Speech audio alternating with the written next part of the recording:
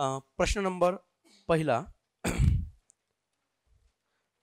मागील वेळेपेक्षा यावेळेस थोडा पोलिटी आणि हिस्ट्रीला सोपी प्रश्न आहे. सोपी आहे का कठीण आहे यावेळेस सोपी आहे मागच्या वेळेपेक्षा. ठीक आहे. हां, पहिला क्वेश्चन आहे आपलं आर्टिकल 14 आहे, इक्वॅलिटी बिफोर लॉ. बरोबर आहे. त्या संबंधित अपवादांसंबंधित एक क्वेश्चन होत, म्हणजे आपले अपवाद विचारले आहे. पण अपवादामध्ये आपल्याला काय विचारलं आहे? अपवादाचा अयोग्य पर्याय निवडायचा, योग्य नाही निवड. कोणता अपवाद आहे ते विचारलं नव्हतं. तर अपवाद कोणतं नाही हे म्हणजे अयोग्य पर्याय निवडायचं होतं याच्यामध्ये. तर पहिली गोष्ट इक्वॅलिटी बिफोर लॉला अपवाद आपण जर बघितले तर पहिले आहे 361 राष्ट्रपती आणि राज्यपालांना. मग लक्षात घ्या हे कायद्यापेक्षा वरचढ आहेत. पण केव्हा? तर त्या 361 मध्ये 4 कंडिशन सांगितलेल्या आहेत. 4 कंडिशन्स म्हणजे काय? जेव्हा राष्ट्रपती किंवा राज्यपाल हे त्यांच्या पदावधी दरम्यान त्यांनी केलेल्या कोणत्याही कृतीसाठी भारताच्या कोणत्याही न्यायालयात काय देता येत नाही?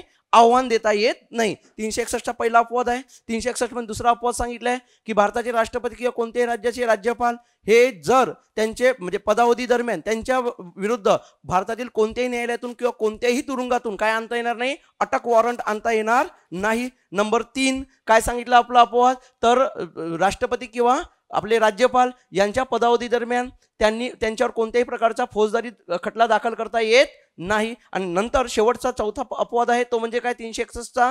तर राष्ट्रपती आणि काय राज्यपाल यांच्यावर दिवाणी खटला चालवत असताना किमान किती महिन्याची? 2 महिन्याची पूर्वसूचना देणे आवश्यक आहे. हे 361 मध्ये सांगितलेलं आहे. बरोबर आहे. मग बघा लक्षात घ्या इथं म्हणलंय राष्ट्रपती किंवा राज्यपाल त्यांच्या पदावधी दरम्यान, तसे पदावधी नंतरचा इश्यूच नाही. मी आता 2-4 स्टेटमेंटला एकच शब्द वापरला. काय वापरलाय? पदावधी दरम्यान. ठीक आहे. एका शब्दामुळे सगळं कार्यक्रम झाला म्हणजे हा योग्य आहे. आपल्याला अयोग्यच निवडायचं आहे म्हणजे पहिला बरोबरच येणार. दुसरा बघा दुसरी जी स्टेटमेंट आहे आपली ही तुम्हाला माहित आहे. दुसरी स्टेटमेंट ही 105 आणि किती 194 संबंधित आहे. बरोबर आहे. 105 कशाशी संबंधित आहे? तर संसद सदस्यांसाठी आणि 194 कोणासाठी आहे? राज्य विधिमंडळ सदस्यांसाठी. त्यांनी केलेले कोणतेही मतदान, त्यांनी केलेल्या कोणत्याही चर्चेदरम्यान त्यांच्यावर कोणत्याही प्रकारची खटला दाखल करता येत नाही. कुठं? संसदेत किंवा राज्य विधिमंडळामध्ये. यासाठी त्यांना अपवाद केलाय. म्हणजे दुसरी स्टेटमेंट ही बरोबर आहे आपली. तिसरी स्टेटमेंट बघा काय म्हणते? परकीय राष्ट्रप्रमुख राजदूत यांच्याबरोबर संयुक्त राष्ट्र म्हणजे युनायटेड नेशन व तिच्या संस्था इत्यादींना केवळ फौजदारी कारवाईपासूनच काय दिलं आहे? संरक्षण. तर लक्षात घ्या केवळ फौजदारी नाही तर फौजदारी तसेच सिव्हिल कारवाईपासून सुद्धा काय दिलं आहे? संरक्षण दिलं आहे. म्हणजे नागरी खटल्यांपासून सुद्धा काय दिलं? दोन्ही खटल्यांपासून त्यांना काय दिलं आहे? संरक्षण दिलं. म्हणजे दिवाणी आणि फौजदारी दोन्ही याच्यापासून संरक्षण आहे. त्यामुळे सुद्धा काय आहे? चुकलेला आहे. म्हणजे पर्याय नंबर आपला कोणता बरोबर येणार? 2. ठीक आहे. हां, क्वेश्चन नंबर 2 अयोग्य विधान निवडा. आता आपला युनिफॉर्म सिव्हिल कोड बाबत विचारलेला हा क्वेश्चन आहे. बरोबर आहे. युनिफॉर्म सिव्हिल कोड अजूनही भारतात संपूर्ण भारतात लागू आहे का? नाही आहे. आपल्या जो काही आर्टिकल 44 आहे बरोबर आहे, कॉन्स्टिट्यूशनचा अनुच्छेद 44 याच्यामध्ये राज्य संस्थेला सांगितलं आहे म्हणजे आपण जनतेने कॉन्स्टिट्यूशनच्या माध्यमातून आर्टिकल 44 मध्ये त्यांना मार्गदर्शन केलेलं आहे का तुम्ही हे कृती करा. म्हणजे हे राज्य संस्थेचे स्टेटचे काय झाले आहेत? कर्तव्य झालेले आहे का तुम्ही बाबा संपूर्ण भारतामध्ये सगळ्या धर्म जाती वंश या आधारावर कोणताही भेदभाव न करता सगळ्या नागरिकांचे समान काय करा? कायदा आणा. तर लक्षात घ्या त्यालाच म्हणतो आपण युनिफॉर्म सिव्हिल कोड. तर लक्षात घ्या युनिफॉर्म सिव्हिल कोड. तर लक्षात हे नागरी संहिता तयार करण्याचे कर्तव्य टाकले आहेत कोणावर? राज्य संस्थे. ही स्टेटमेंट बरोबर आहे. गोवा हे एकरूप नागरी संहिता असलेले भारतातील काय आहे? एकमेव राज्य आहे. तर लक्षात घ्या बरोबर आहे. 1961 जेव्हा गोवाचं हे झालं तर त्यावेळेस आपल्या संसदेने त्यांचा जो काय पोर्तुगीज सिव्हिल कोड होता म्हणजे आपल्या इथं पण जे प्रोसेस आहे प्रक्रियेसंबंधित आपल्या इथं कोणती आहे? CRPC आहे. बरोबर आहे की नाही? Criminal procedure code. Criminal procedure कोडमध्ये काय असतो नेहमी की जी पोलीस व्यवस्था आणि न्याय व्यवस्था असतो. काय बोलतोय? पोलीस व्यवस्था आणि न्याय व्यवस्था यांना कोणताही गुन्हा घडल्यानंतर जी प्रक्रिया राबवायची असते पोलिसांना आणि न्यायालयांना त्याचं मार्गदर्शन असते प्रक्रियेचा त्यालाच म्हणतात प्रोसेस. म्हणजे काय? कोड म्हणतो. कोड ऑफ प्रोसेस म्हणतो आपण त्याला. तर आपल्या प्रोसेसचं नाव आहे क्रिमिनल प्रोसेस कोड. पण ही क्रिमिनल प्रोसेस कोडमधल्या सगळ्या सेक्शन सगळ्या धर्मियांना लागू होत नाही. इव्हन मुस्लिमांना 125 नुसार आपल्या CRPCला 125 आहे त्यामध्ये पोडगी सांगितलेली आहे. तर ही पोडगी कोणाला लागू होत नाही? मुस्लिम महिलांना लागू होत नाही. कारण तिथं त्यांचं मेंटेनन्ससाठी कोणते कायदे चालते? त्यांचा मुस्लिम लॉनुसार आणि त्यांच्यामध्ये जे काही मेहर राशी वगैरे जो काही प्रकार आहे त्यानुसार त्यांना ते होते. म्हणजे आपल्या भारतामध्ये अजूनही कोणताही कायदा सगळ्या नागरिकांना कॉमन लागू होत नाही. म्हणजे व्यक्तिगतरित्या धर्मानुसार आपले कायदे काय आहेत? थोडे वेगळे आहे. ठीक आहे, तर मग लक्षात घ्या, गोवा एकरूप नागरी संहिता असलेले एकमेव राज्य आहे. बरोबर आहे, त्यालाच म्हणतात कोणता कायदा आहे त्यांच्या इथे एकच कायदा आहे, तो म्हणजे कोणता, पोर्तुगीज सिव्हिल कोड. ठीक आहे, 1961चा संसदेने पास केला आहे. म्हणजे दुसरा पण बरोबर आहे. वैयक्तिक कायद्यामध्ये विवाह, घटस्फोट, वारसा हक्क, पोटगी म्हणजे मेंटेनन्स यासारख्या विषयांचा काय होतो, समावेश होतो. तर लक्षात घ्या, तिन्ही स्टेटमेंट बरोबर आहे. आपल्याला अयोग्य विचारलं आहे, त्यामुळे यापैकी नाही. ओके, नंतर आपला क्वेश्चन नंबर आहे 3. राष्ट्रपतींना निवडून देणाऱ्या निर्वाचन गट, त्याला आपणच म्हणतो की काय, इलेक्ट्रोल कॉलेज. बरोबर आहे की नाही. या इलेक्ट्रोल कॉलेज बद्दल कोणते सदस्य असतात, तर लक्षात घ्या इलेक्ट्रोल कॉलेज म्हणजे काय, तर लक्षात घ्या ज्यामध्ये ज्या राष्ट्रपतीच्या इलेक्शनमध्ये मतदान करण्याचे पात्र असतात त्यांचा निर्वाचन गण असतो. मग आपल्या निर्वाचन प्रेसिडेंटच्या निर्वाचन गणामध्ये किंवा मंडळामध्ये किंवा त्याला इलेक्ट्रोल कॉलेजमध्ये कोण सहभागी असते, तर संसदेच्या दोन्ही सभागृहाचे, दोन्ही राज्यसभा आणि लोकसभा या दोन्ही सभागृहाचे फक्त कोणते, इलेक्टेड मेंबर. नॉमिनेट मेंबर कोणताही सहभागी होत नाही. तसं आता लोकसभेत काही नॉमिनेट मेंबर राहिले आहेत का, नाही. 104वी घटनादुरुस्तीनुसार ते काढून टाकले 331 आहे त्याच्यानंतरच्या रेफरन्स क्वेश्चनमध्ये.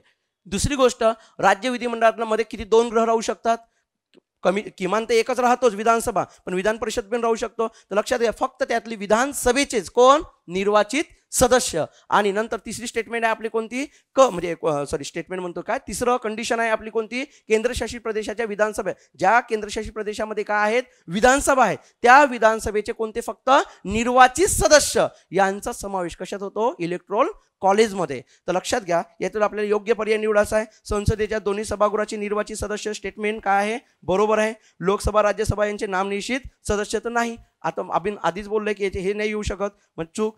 तिसरं, राज्य विधिमंडळ द्विगृही असल्या विधान परिषद निर्वाचित असे नामनिश्चित सदस्य. आधी सांगलं राज्य विधिमंडळ जर द्विगृही असेल तर फक्त आणि फक्त कोण येतं, विधानसभेचे, त्यातल्या त्यात कोणते, निर्वाचित. त्यामुळे क सुद्धा पर्याय बरोबर आहे, चुकीचा आहे. चौथ्याचा पर्यायचा काही प्रॉब्लेम नाही. मग लक्षात घ्या पर्याय नंबर कोणता येणार आपल्याला, 3ला 1च. नंतर बघा क्वेश्चन नंबर किती, 4. थोडा आपला हा क्वेश्चन ऑलरेडी आपली जे पोलिटीची एक टेस्ट घेतली होती आपण स्टार्टिंगला, बरोबर आहे, त्याच्यामध्ये तुम्हाला विश्लेषण मी केलेलं होतं. ती थोडा करंट बेसवर क्वेश्चन आहे आता सध्या.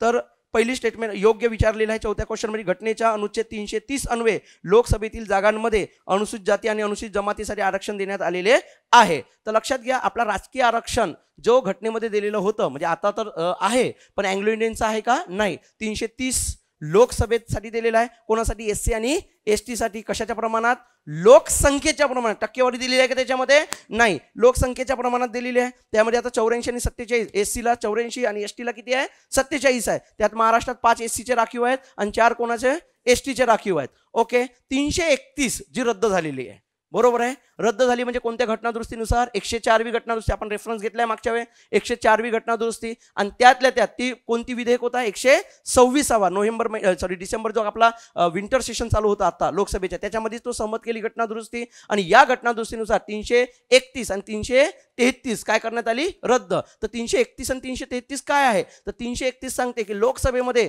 जर एकूण जागेपैकी पुरेसे प्रतिनिधित्व नाही कोणाला, अँग्लो इंडियनला, तर राष्ट्रपती काय करू शकते, 2 नॉमिनेट, जास्तीत जास्त 2 नॉमिनेट करू शकते. आता याच्यानंतर करू शकते का, नाही. आणि ही लागू केव्हापासून झालेलं, आता 26 जानेवारी 2020 पासून. फक्त 330च लागू आहे आता सध्या. ठीक आहे.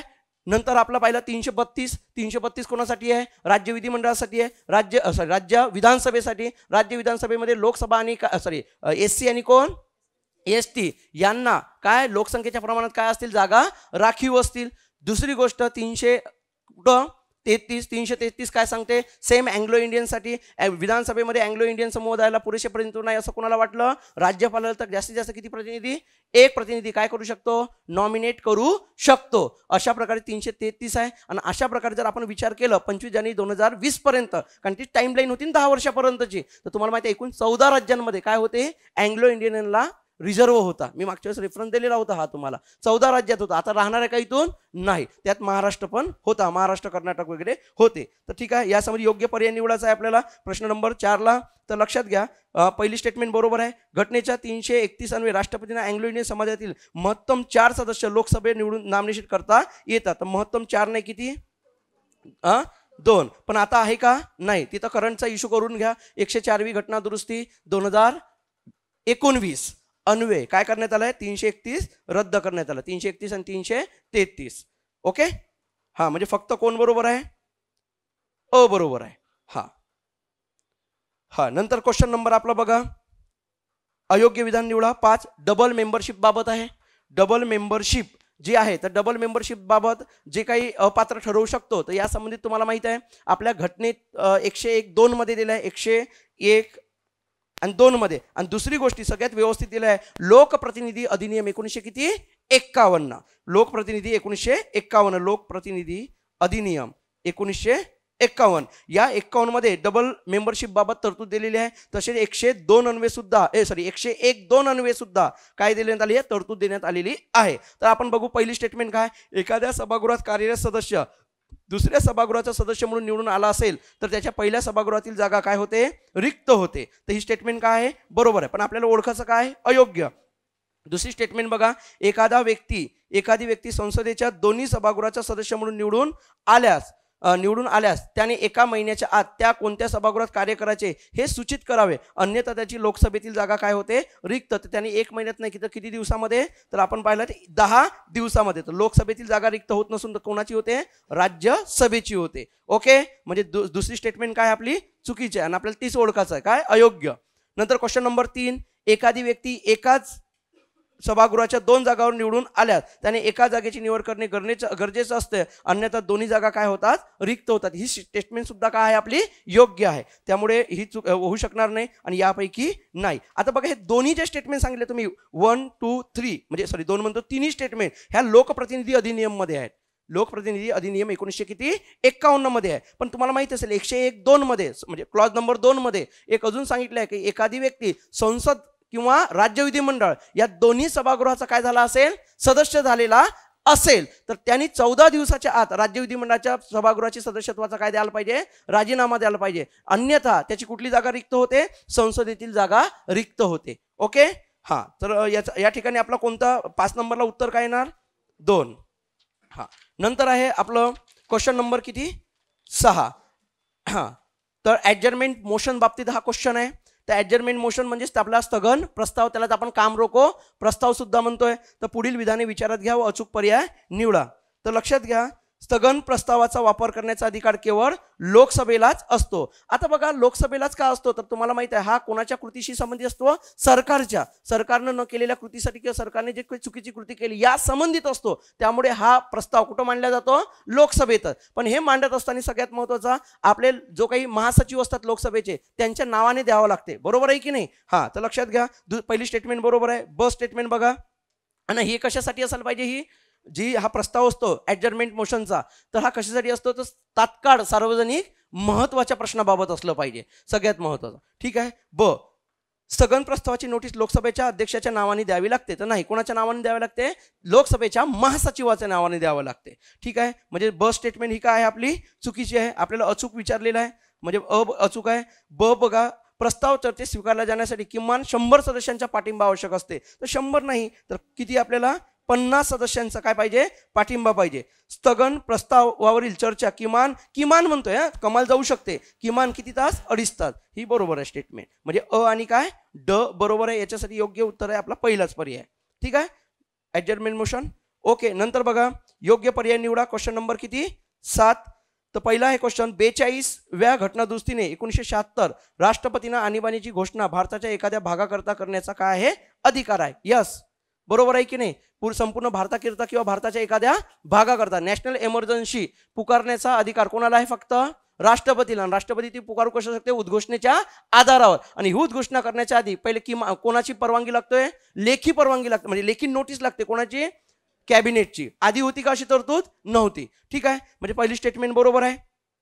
ब बघा राष्ट्रपती राजवट लावण्याच्या राष्ट्रपतीच्या उद्घोषणेला न्यायिक पुनर्विलोकनाचे तत्व काय होते लागू होत नाही म्हणते. तर लागू होते का होते. तर तुम्हाला माहिती आहे 44व्या घटनादुरुस्तीने काय केलं सुधर पण आधी करण्यात आली होती कोणत्या घटनादुरुस्तीने 38व्या घटनादुरुस्ती 1975ची त्यानुसार केलेली होती. पण 44व्या घटनादुरुस्तीने सुधारण्यात आलेली आहे. तर न्यायिक पुनर्विलोकनात ज्युडिशियल रिव्ह्यू होऊ शकते.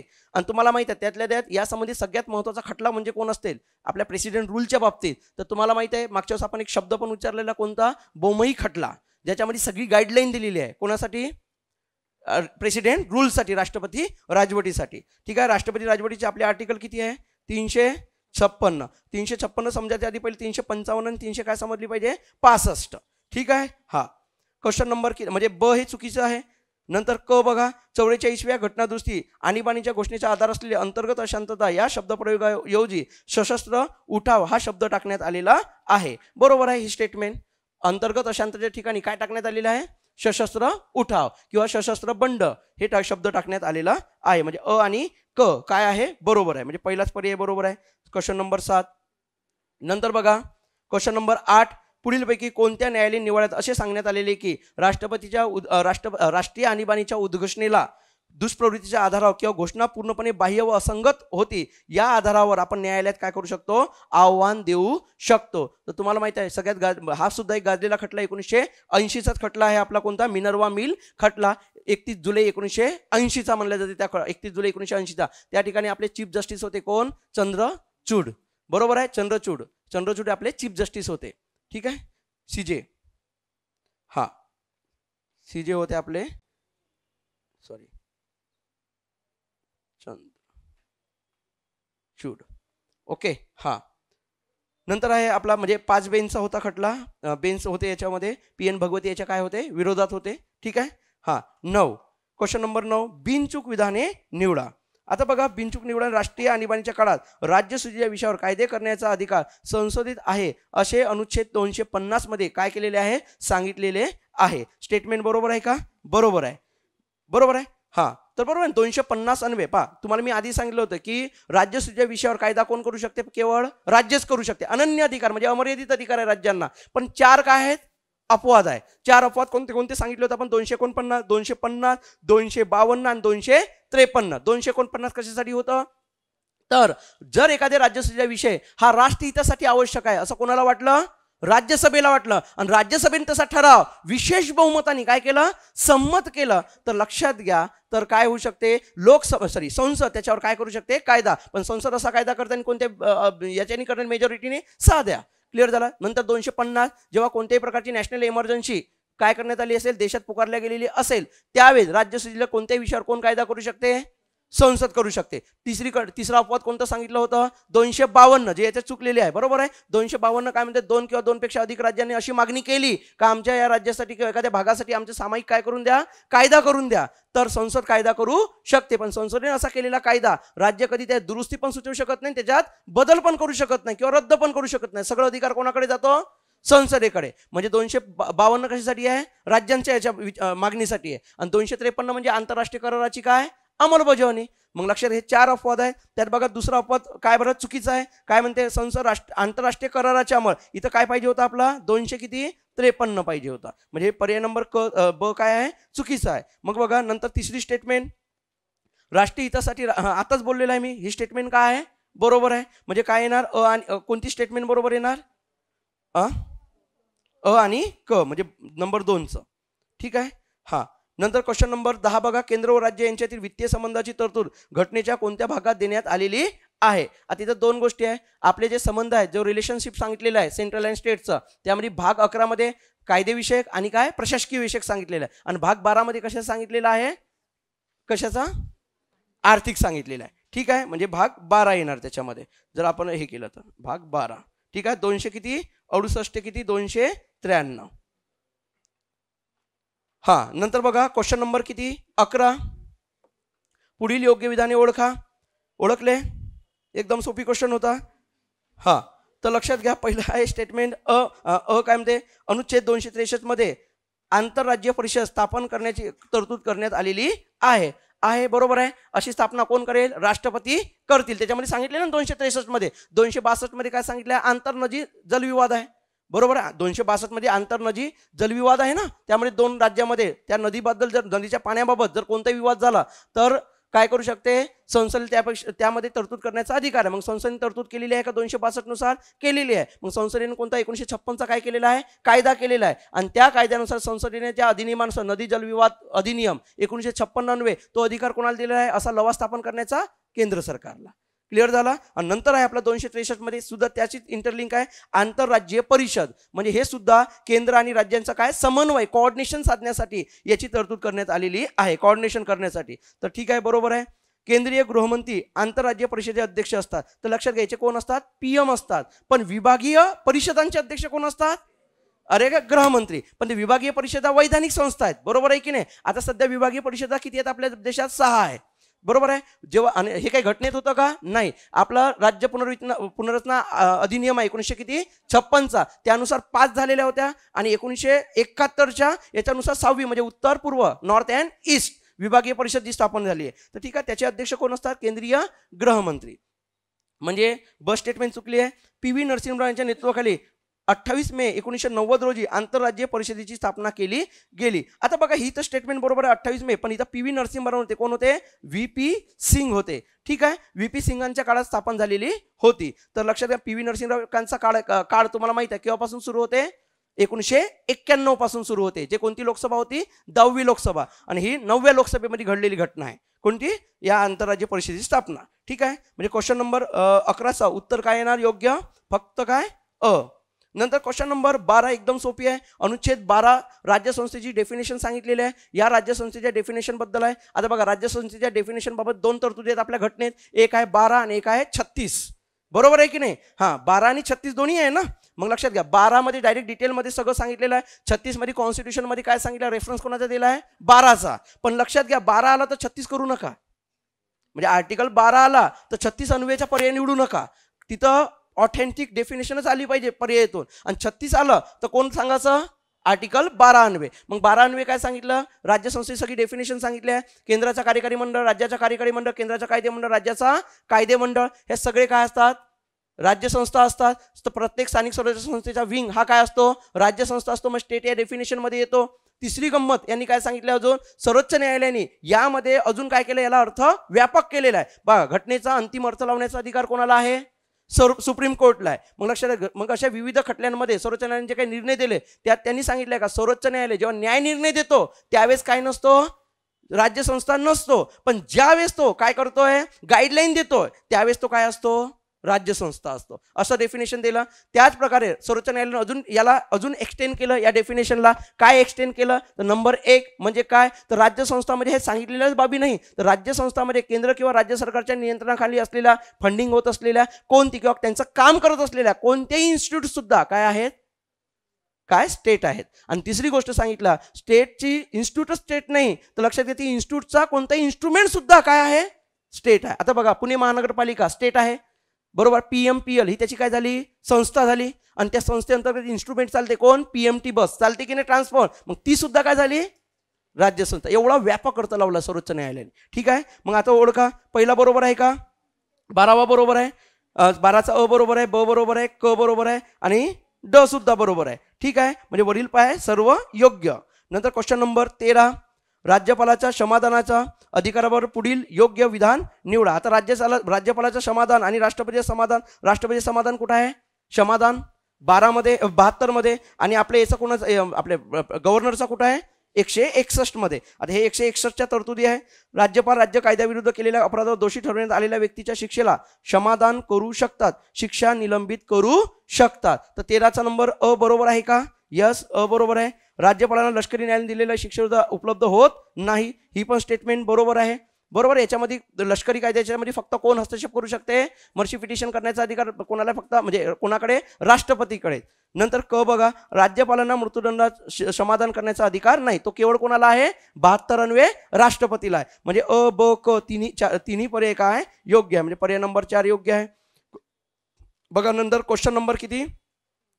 14. अयोग्य विधान निवडायचं आहे आपल्याला. त्यामध्ये अयोग्य निवडण बघा. पहिली, राज्य मंत्रिमंडळातील एकूण सदस्य संख्या राज्य विधिमंडळात विधानसभेतील एकूण सदस्यांच्या 15% अधिक असणार नाही. ही स्टेटमेंट बरोबर आहे. 15% अधिक असणार नाही ना. हां, आता बघा, मूळ घटनेत होती का ही तरतूद? नाही. मग या संबंधी, या स्टेटमेंट संबंधित, तिन्ही स्टेटमेंट संबंधित कोणती घटना दुरुस्ती आहे? 91वी घटना दुरुस्ती 2003. याच्यानुसार तुम्ही जर बघितले तर 2 ठिकाणी ऍड करण्यात आला. एक 75 मध्ये ऍड झाली आहे आणि 164 मध्ये ऍड झालेली आहे. बरोबर आहे की नाही? एक 75 मध्ये कुठं? 75(1)A मध्ये. अरे आहे की नाही? 75(1)A आणि 75 काय? 1B. क्लिअर झाला. आणि 164 मध्ये 164(1)A आणि 164(1)B याच्यामध्ये तरतूद करण्यात आली. मग 75(1)(1) म्हणजे 75 काय सांगते? मंत्र्यांसंबंधित तरतूद. मग मंत्र्यांसंबंधित तरतूद म्हणजे काय? तर 75(1) मध्ये काय सांगितलेलं आहे? लोकसभेत बहुमत प्राप्त पक्षाच्या नेत्यास राष्ट्रपती काय करतील? पंतप्रधानाची निवड करतील. म्हणजे याचा अर्थ पंतप्रधानाची निवड कोण करते? आपले भारताचे राष्ट्रपती, पण कोणत्याही व्यक्तीची निवड करतात का? नाही, बहुमत प्राप्त पक्ष, आणि त्याच्याच सल्ल्याने इतर मंत्र्याची नेमणूक कोण करतात? म्हणजे मंत्र्यांची सुद्धा नेमणूक कोण करते? राष्ट्रपती. पण अटी आहेत, आणि याच 75(1) मध्ये 91व्या घटनादुरुस्तीनुसार 2 आर्टिकल समाविष्ट करण्यात आले. एक आहे 75(1)A आणि 75(1)B. आणि 75(1)A काय सांगते की जी काही एकूण मंत्रिमंडळाची कॅबिनेट वेगळं आहे आणि मंत्रिमंडळ, कॅबिनेट हा मंत्रिमंडळाचा एक भाग आहे, पण प्रत्येक कॅबिनेट म्हणजे याच्यामध्ये समावेश होत नाही. कोणता? तर बघा, मंत्रिमंडळामध्ये PM, कॅबिनेट मंत्री, राज्यमंत्री, उपमंत्री या मंत्रिपरिषदेची समावेश होतो, आणि कॅबिनेटमध्ये फक्त कोण? पंतप्रधान आणि कॅबिनेट मंत्री. मग इथं मंत्रिमंडळाची रचना सांगितलेली आहे. तर यांनी सांगितलं आहे की पंतप्रधानासहित कोण? मंत्र्यांची एकूण संख्या ही लोकसभेत जेवढी एकूण सदस्य संख्या असेल त्याच्या 15% जास्त असणार नाही. म्हणजे आपण आता जर इन ॲव्हरेज पकडलं तर 81च्या वर असणार नाही. आणि 82 जरी आलं तर तो नॉन कॉन्स्टिट्युशनल मंत्री ठरलाय. त्यानं कोणते धोरण आखले तर ते काय असतील? नॉन कॉन्स्टिट्युशनल असतील. तर मग लक्षात घ्या, ही 75(1)A मध्ये सांगितण्यात आली आहे. 75(1)B काय सांगते?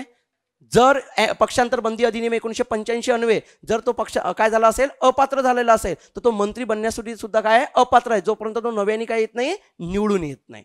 सेम हे स्टेटमेंट कुठं आहे? 64(1)A आणि 64(1)B. फक्त तिथं काय असेल? मुख्यमंत्री असेल, आणि तिथं विधानसभा असेल. क्लिअर झाला? पण त्याच्यामध्ये एक अट ऍड आहे. कोणती? तर त्यांची किमान, इथं किमान सांगितले आहे का? नाही, ते तिथं किमान केलं आहे विधिमंडळामध्ये. कुठं? 164(1)A मध्ये काय सांगलं? मुख्यमंत्र्या व्यतिरिक्त नाही, मुख्यमंत्र्यासह एकूण राज्याची मंत्र्यांची संख्या ही संख्या 12 पेक्षा कमी असणार नाही. ही बरोबर आहे, पण मुख्यमंत्र्यासह म्हणजे ब काय आहे आपल्या?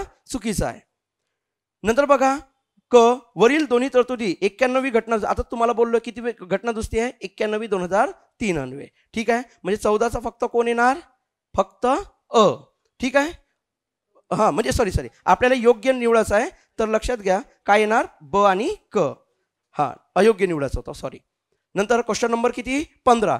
84वी घटना दुरुस्ती 2001 अन्वये पुढीलपैकी योग्य विधान निवडा. आता बघा, 84वी आणि 87वी अशा 2 घटना दुरुस्त्या कशा आहे, पण यांचा इंटरलिंक कोणासोबत आहे? 42व्या घटना दुरुस्ती सोबत आहे. 42वी घटना दुरुस्ती 1976 अन्वये. तुम्हाला माहिती आहे, जी लोकसंख्या आहे त्या लोकसंख्ये असमतोल वाढ झाली देशामध्ये. दक्षिण भारतात कमी झाली, उत्तर भारतामध्ये काय झाली?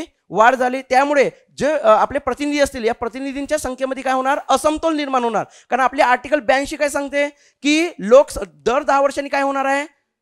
जनगणना. या जनगणनेच्या आधारावर लोकसभेची, विधानसभेची जागा म्हणजे जागांची रचना आणि काय त्यांची पुनर्रचना करणे काय आहे? अनिवार्य आहे. पण लक्षात घ्या, हे जर केलं तर उत्तर भारतीयांना प्रतिनिधी संख्या काय मिळणार? जास्त मिळणार, दक्षिण भारतीयांना कमी मिळणार. हा खूप मोठा इश्यू होता. त्याच्यामुळे 42वी घटनादुरुस्ती केली, आणि या 42व्या घटनादुरुस्तीनुसार काउंटर कोणाला केला? म्हणजे 82ला पॉज केलं. काय पॉज केलं रे 82ला? काय म्हणलं त्यांनी?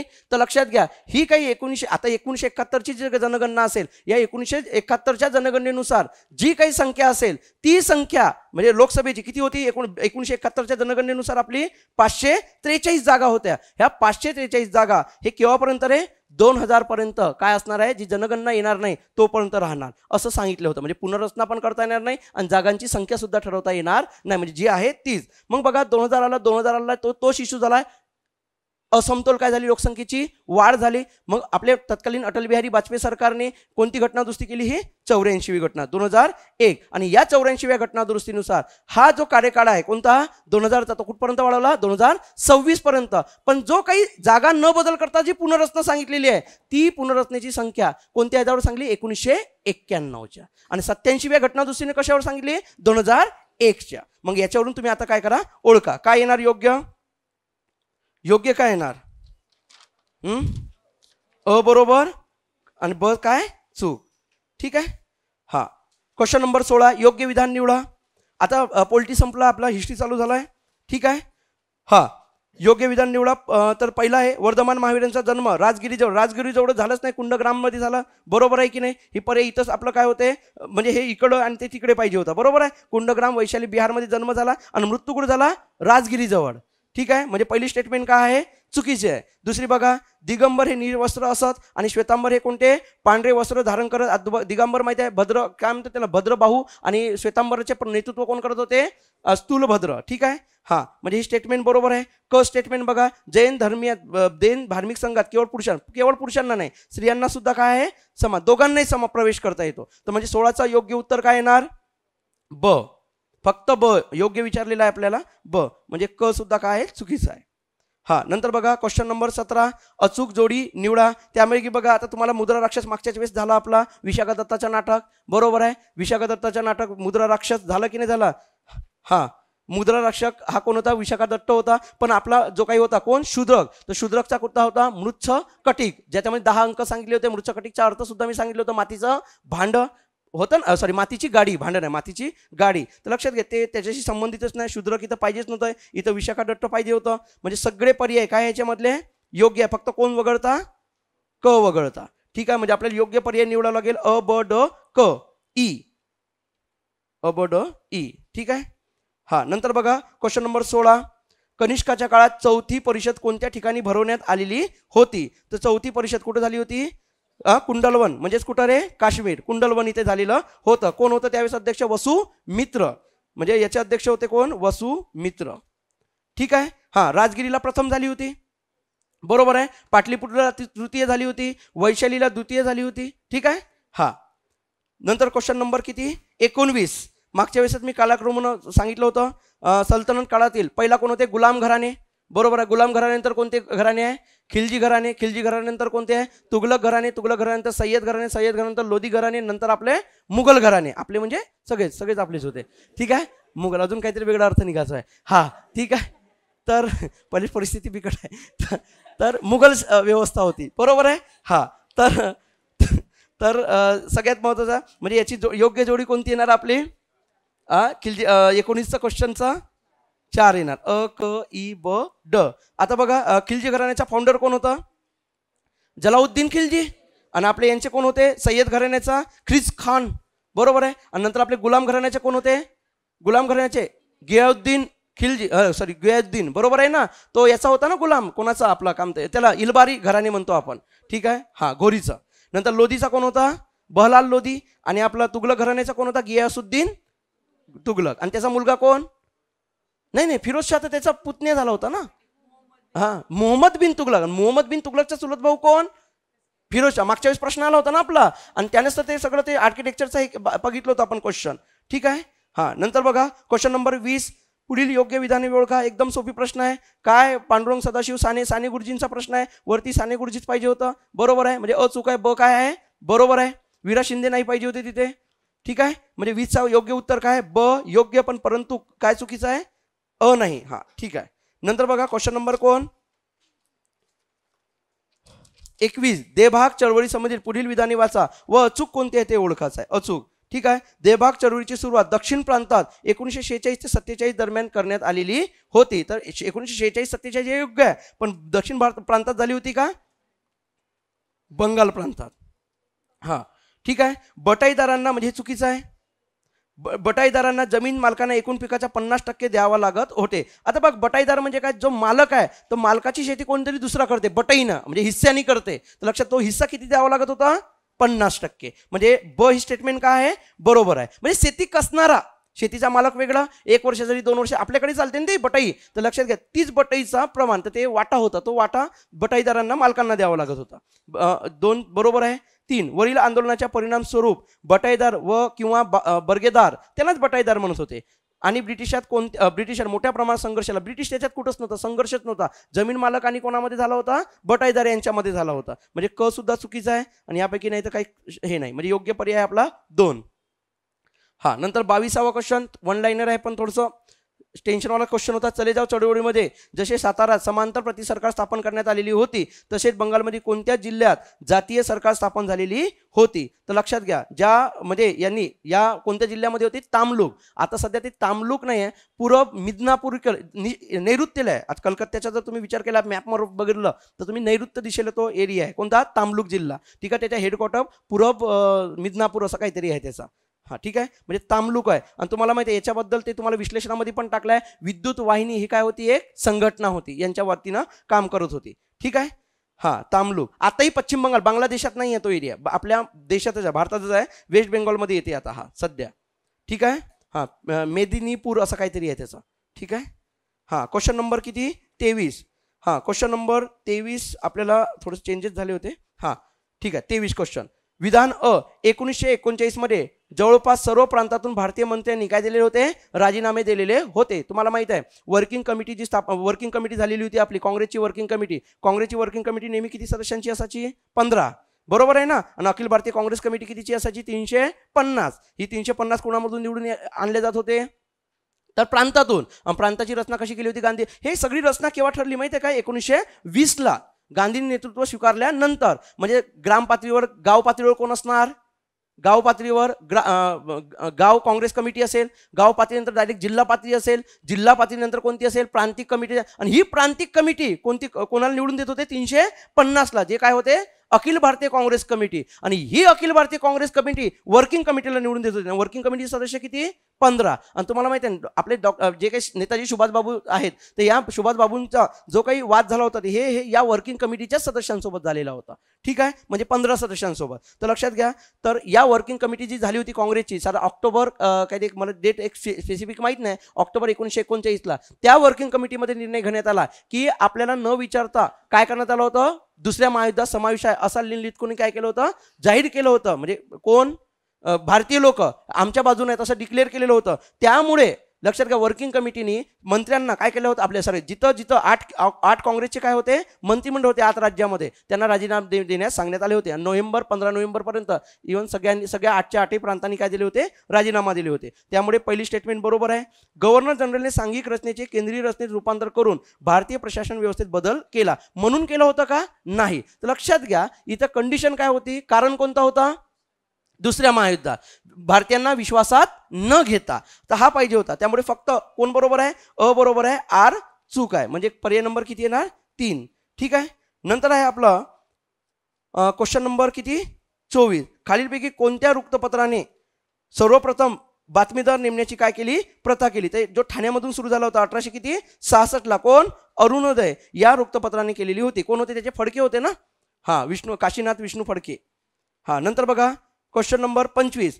खिलाफत चळवळीविषयी खालीलपैकी कोणते वाक्य बरोबर नाही. तर खिलाफत चळवळी संबंधित हा क्वेश्चन आहे. आता बघा खिलाफत चळवळ सगळ्यात महत्त्व कशासाठी स्थापन झाली होती, खिलाफत चळवळ कशासाठी चालू करण्यात आली होती, तर लक्षात घ्या तुर्कीच्या सुलतानासाठी. तुर्कीचा सुलतान हा काय असायचा, सुन्नीपंथीयांचा खलिफा म्हणजे धर्मगिरी होता. आणि त्याच्यावर ब्रिटिशांनी जो काही 1920ला काय केलं होतं, सेर्वियर्स लागला होता. त्याच्यानुसार हे काय झालं होतं, त्याच्याकडचे सगळे धर्मसंस्थाने काय केले होते, खालसा केलेले होते. त्याच्या संबंधित ते पुन्हा मिळावं त्या खलिफाला, या संबंधित ही भारतात सुरू झालेली काय होती, चळवळ होती. तर यासंबंधी आपल्याला काय बरोबर नाही हा पर्याय निवडायचा आहे. तर बघा पहिली स्टेटमेंट तुम्ही जर व्यवस्थित बघितलं, चळवळीद्वारे मागणी करण्यात आलेली होती, तर योग्य आहे. सुलतान खलिफाच्या नियंत्रणाखाली असावी, बरोबर आहे. मौलाना हे सगळे स्टेटमेंट बरोबर आहे. दुसऱ्याचं सगळेच लोक होते त्याच्यामध्ये. तिसरं बघा हिंदू मुस्लिम ऐक्यातून राष्ट्रीय चळवळीला मदत होईल असा गांधीजींचा खिलाफत चळवळी पाठिंबा देण्यामागे काय होता, विचार होता. तुम्हाला माहिती आहे 24 नोव्हेंबर 1919ला जी अखिल भारतीय खिलाफत परिषद स्थापन केली होती, तिचे सुद्धा अध्यक्ष कोण होते, आपले गांधीच होते. ठीक आहे, ही बरोबर आहे. आणि 19 डिसेंबर 1919 काँग्रेसच्या अमृतसर अधिवेशनात खिलाफत चळवळीला जोरदार विरोध नाही केला होता, काय केला होता, पाठिंबा. याचे अध्यक्ष कोण होते, आपल्या अधिवेशनाचे मोतीलाल नेहरू होते. ठीक आहे. तर लक्षात घ्या ही चुकीचं आहे 25चं. मग आपल्याला काय ओळखायचं आहे, बरोबर नाही, बरोबर आहे 30 आहे. नंतर क्वेश्चन नंबर किती कोणता आपला, 26. योग्य जोड्या लावा. पहिले बघा किताब उल हिंद कोणाचा आहे, अल बिरुनी. अल बिरुनी म्हणजे गजनीच्या काळातला, बरोबर आहे. 1020-27 दरम्यान तो कुठं आला होता, भारतात आलेला होता. सॉरी 1017 ते 20 दरम्यान आला होता भारतात. ठीक आहे. नंतर बघा कोण आहे दुसरा, रेहेला म्हणजेच कोण, हा मोरोक्काचा होता. कोण होता तो, इब्न बतुता, बरोबर आहे. हा तुगलकच्या काळातला होता, बरोबर आहे. तुम्हाला माहिती आहे तुगलकनी सुद्धा याला काय केलं होतं, चीनमध्ये वगैरे पाठवलेलं होतं, तोच होता हा इब्न बतुता. नंतर बघा हुमायूनामा. आता हुमायूनामा हिनं आपल्या भावासाठीच लिहिलेला होता, बरोबर आहे की नाही. मग ती कोण होती, गुलबदन बेगम म्हणजे बाबरची मुलगी होती. तिचा सावत्र भाऊ होता कोण, हुमायूं. त्याच्यासाठी लिहिलेलं होतं. ठीक आहे. म्हणजे कला काय येणार 4. नंतर आहे बादशाह नामा लाहोरी, अब्दुल हमीद लाहोरी त्याचा पूर्ण नाव होता, अब्दुल हमीद लाहोरी. तुम्हाला माहिती आहे शहाजहानचा याच्याबद्दला, शहाजहानच्या संपूर्ण म्हणजे त्या 20 वर्षाच्या काळातला त्याने इतिहास लिहिला होता शहाजहानचा. ठीक आहे. म्हणजे 26चा योग्य उत्तर काय येणार, 4. ठीक आहे. नंतर आहे क्वेश्चन नंबर किती, 27. एक महाराष्ट्र संबंधित आहे. खालीलपैकी पुणे येथे श्री विचारवती ही सामाजिक संस्था कोणी स्थापन केलेली होती? आता सार्वजनिक काकांचे जे काही मिसेस होत्या त्या कोण? सरस्वती जोशी यांनी लिहिलेल्या होतं. ठीक आहे, सरस्वती जोशी. हा, क्वेश्चन नंबर 28, राष्ट्रीय सभेविषयी पुढील विधानांपैकी अयोग्य विधान ओळखा. अयोग्य विधान ओळखा. तर काय म्हणते अयोग्य विधान काय आहे? राष्ट्रीय सभेचे पहिले अधिवेशन पुणे येथील नेत्यांच्या विरोधामध्ये मुंबई येथे म्हणजे बॉम्बे येथे आयोजित करण्यात आले. पण लक्षात घ्या, नेत्यांच्या विरोधामुळे झाला आहे का ते? नाही. कॉलराची साथ पसरलेली होती. ठीक आहे.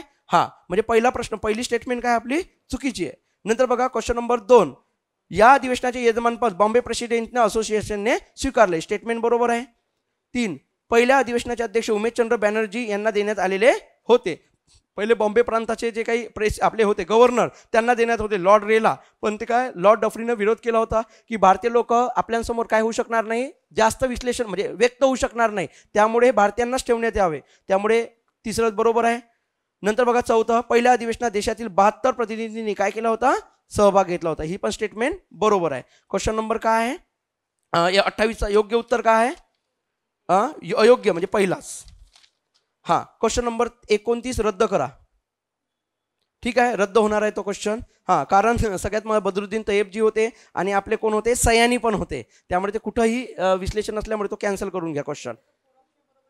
हो येते, पण मग हे पण होते ना बदरुद्दीन तय्यबजी पण, असं आहे ना. मग ते यांनी 2च म्हणलं ना, 2 प्रतिनिधी, तर नव्हते 2. ठीक आहे. हा हो, ग्रोवर आपण प्रत्येक ठिकाणी ग्रोवर हा स्टँडर्ड नाही पकडत ना, हेच लक्षात ठेवा ना तुम्ही. मी काय म्हणतो, आपल्यावर ते नशा केलेली आहे ग्रोवरची. लक्षात घ्या, प्रत्येक ठिकाणी ग्रोवरच असेल असं नाही आहे. आपलं जर सगळ्या गोष्टी बघितल्या, मग यशवंतराव चव्हाण सुद्धा काय आहे? वायशम. सगळ्यात संदर्भ चांगले, सगळ्यात स्टँडर्ड तीच मानल्या जाणार ना आपल्यासाठी, ती पण आहे. आणि सगळ्यात महत्त्वाची गोष्ट म्हणजे काय, आपले बरुंडे वगैरेच्या पुस्तकं असतात. बरुंडे, बिपिनचंद्र ह्या काय असतात? आपल्या रेफरन्स पकडल्या आहेत. आता तर लक्षात घ्या, हे रेफरन्स बुकनुसार जर आपण विचार केला तर बदरुद्दीन तय्यबजी सुद्धा काय होते? हजर होते. म्हणून एक कायम लक्षात घ्या, आपण हे वाद इथं होणार आहे हे मलाही मान्य आहे, पण हे वाद इथंच झाले पाहिजे, तेच सांगितलं होतं. कारण आपण तिथं काही करू शकतो का क्रिटिसाइज? मग आपल्याला वाटते आयोग का चुकीचा देते असं वाटते ना. आणि तो आयोग ग्रोवरचा रेफरन्स पकडत नाही, हे लक्षात घ्या. आयोग हा वायसीएमचा रेफरन्स पकडेल, 8वीचा रेफरन्स पकडेल, 9वीचा रेफरन्स पकडेल, पण ग्रोवरचा रेफरन्स पकडणार नाही. एवढं लक्षात ठेवा फक्त. ठीक आहे, कारण हे प्रयोग मी केलेले आधी रेफरन्स पाठवण्याचे, तेच सांगतोय. म्हणून ह्या सगळ्या गोष्टी याच्यावर, म्हणूनच इथं काही एकदम असं काही वाईट वाटून घेऊ नका. पण मी जे सांगतोय की ग्रोवर खराब आहे असं नाही म्हणत आहे, Grover is the best reference book, पण एक कायमची ते पकडल्या जाणार नाही. वायसीएम सुद्धा आधार आहे. ठीक आहे. हा, नंतर क्वेश्चन नंबर काय? 30. आर्यम सयानी पण होते ना, आणि हसम इमाम पण मग बदरुद्दीन तय्यबजीचा काय? आणि धर्म म्हणजे जर विचार केला तर बदरुद्दीन तय्यबचा कुठेच पर्याय नाही. म्हणून करत नसाल तर 4 बी मारा, काही टेन्शन नाही. करायचा का 4 पर्याय उत्तर बरोबर? मी फक्त तुम्हाला सांगण्यासाठी केलं ह्या पर्याय. ठीक आहे. काय हसन इमाम? हा, हसन इमाम पण बदरुद्दीन तय्यब, मग पाहिला तर एक पण बरोबर येऊ शकते. हो छोटं. हो, ते जी आपण याला वापरत होतो येस UPSCला छोटीशीच वापर. हो ते आहे, मी तेच सांगतोय ना, तेही पुस्तक मी तेच बघितलं होतं सगळ्या. पण लक्षात घ्या, आपण जवळचा पर्याय काय बघणार आहे? आपण जो आयोग जास्तीत जास्त जवळचा काय देतो? रेफरन्स देतो, त्याच्या बाजूने मी काय नाही करत असेल करा 4, काही प्रॉब्लेम नाही. ठीक आहे, ठेवून देऊ आपण योग्य. हा, क्वेश्चन नंबर 30 एकदम सोपी आहे. पुढे दिलेल्या व्यक्तींचा भारतीय वायुसेना पद मिळवण्याच्या काळानुसार योग्य क्रम लावा. आता बरोबर काही जवळचा कुठं संबंध कोणी सांगू शकते? हा बघा, पहिला कोण आहे? लॉर्ड मेयो, 72 पर्यंत होता, 1872 पर्यंत आपला गव्हर्नर होता. बरोबर आहे. हा, नंतर कोण होते? कोण असते? लॉर्ड नॉर्थब्रुक, 72 ते किती? 76. नंतर कोण येणार? आपले लॉर्ड कर्जन, 1899 ते 1900 किती? 5. आणि शेवटचे कोण आहे? लॉर्ड लिनलिथगो, जे आता 1936, दुसऱ्या महायुद्धाच्या वेळेस 1936 ते 1900 किती? 44. ठीक आहे. ब क ड. ठीक आहे. हा, ओके. तो क्वेश्चन नंबर 31 ला या.